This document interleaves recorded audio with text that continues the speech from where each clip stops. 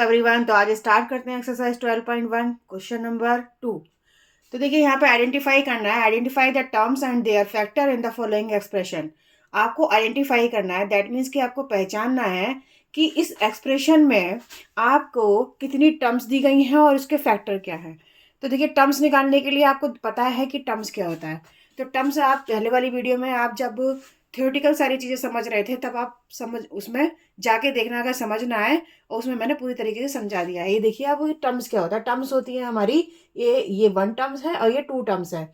तो यहाँ पर आपका देखो निकालना क्या है, हमें टर्म्स निकालनी है और उनके फैक्टर्स करने हैं। तो यहाँ पर टर्म्स तो है हमारी x और 3, ठीक है। अब इसके हमें फैक्टर करने हैं, वो भी किसमें, show the terms and factor by T diagram, T diagram के थ्रू। तो देखिए यहाँ पर कितनी फैक्टर हो जाएंगे, एक तो 1 हो जाएगा और दूसरा इसका x हो जाएगा। नेक्स्ट आप देखिए ये 3 है दूसरी टर्म, जो कि यहाँ के इसके आगे माइनस का साइन लगा हुआ है। तो माइनस का साइन में ये तो फैक्टर हो गया, लेकिन जब हम इसके टर्म्स निकालेंगे तो माइनस वाला -1 लिखेंगे और एक टर्म्स यहाँ पे है 3। तो ये फैक्टर इसके दोनों हो गए, इस टर्म के यहाँ पर ये दोनों फैक्टर हो गए।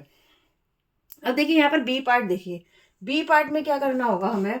यहाँ पर क्वेश्चन नंबर सेकंड का बी पार्ट है 1 + x+x²।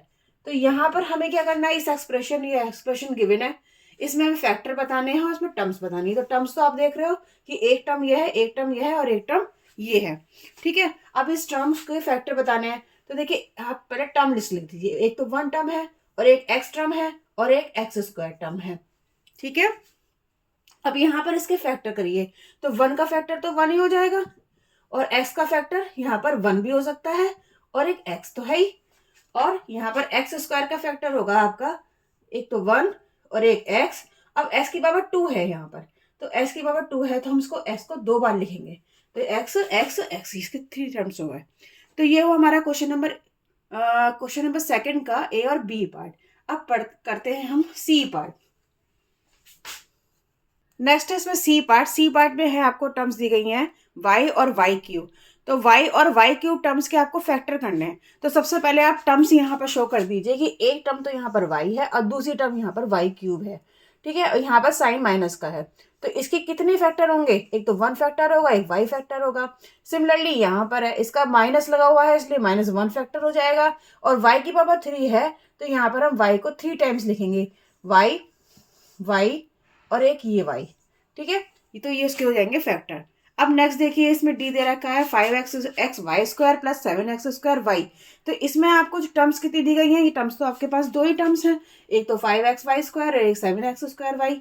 तो इन टर्म्स के आपको फैक्टर करने हैं। तो पहले आप टर्म्स यहाँ पे शो कर लीजिए कि 5xy² है और दूसरी टर्म हमारी 7x² है।